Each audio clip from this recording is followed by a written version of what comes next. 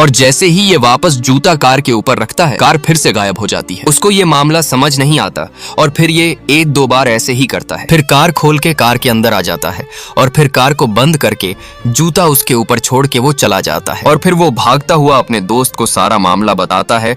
वो मानने के लिए तैयार नहीं होता। वो जैसे तैसे करके उसको मना के कार के पास लाता है। वो देखकर हक्का बक्का रह जाता है। लास्ट में क्या हुआ देखने से पहले अगर आप भी iPhone 15 Pro Max जीतना चाहते हैं तो जल्दी से चैनल को सब्सक्राइब कर लें और अपना नाम कमेंट में लिख दें। लास्ट में ये कार लेकर निकल जाते हैं।